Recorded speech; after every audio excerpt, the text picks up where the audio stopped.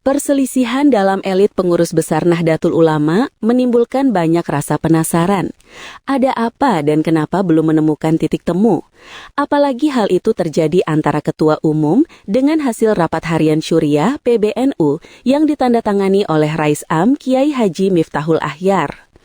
Apakah Nahdlatul Ulama belum memiliki mekanisme dalam menangani masalah perselisihan internal? Dalam anggaran dasar tidak ditemukan, dalam anggaran rumah tangga juga tidak ditemukan, dalam peraturan perkumpulan pun ternyata tidak ditemukan.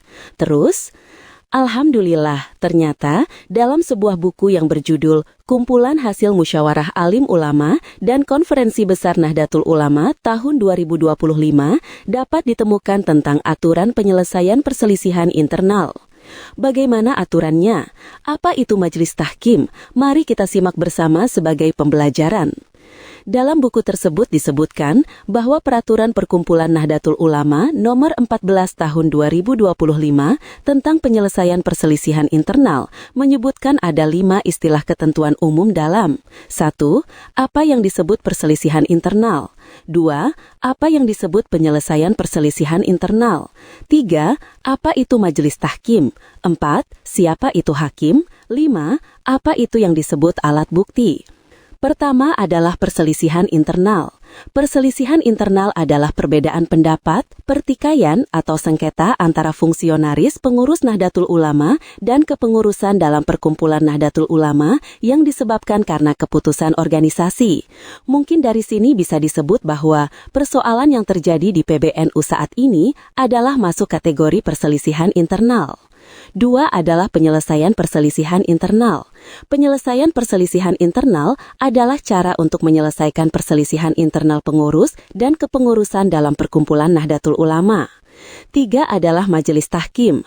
Majelis tahkim adalah wadah untuk penyelesaian perselisihan internal perkumpulan Nahdlatul Ulama. Yang keempat adalah hakim dan kelima adalah alat bukti. Di mana majelis tahkim itu ada? Disebutkan bahwa untuk menyelesaikan perselisihan internal dibentuk satu wadah yang bernama Majelis Tahkim Nahdlatul Ulama yang berkedudukan pada pengurus besar Nahdlatul Ulama. Dengan cara apa Majelis Tahkim ini dibentuk? Lebih lanjut, susunan pengurus Majelis Tahkim Nahdlatul Ulama ditunjuk oleh PBNU melalui rapat harian Syuriah dan Tanfidziyah PBNU. Jadi, Syuriah dan Tanfidziyah PBNU harus kumpul dulu melakukan rapat bersama. Masih tentang majelis tahkim, susunan majelis tahkim terdiri dari ketua, wakil ketua, beberapa anggota, sekretaris dan beberapa sekretaris, dan Rais Am secara ex officio menjadi ketua merangkap anggota. Kewenangan majelis tahkim disebutkan ada 4, yaitu menguji kesesuaian suatu keputusan terhadap mukadimah Qonun Asasi, anggaran dasar dan rumah tangga, serta peraturan perkumpulan Nahdlatul Ulama. Hukum acara dalam penyelesaian perselisihan internal disebutkan ada 7 bagian, dimulai dengan bagian umum, tahap pengajuan permohonan, pendaftaran dan penjadwalan sidang, alat bukti, islah, persidangan dan terakhir adalah putusan.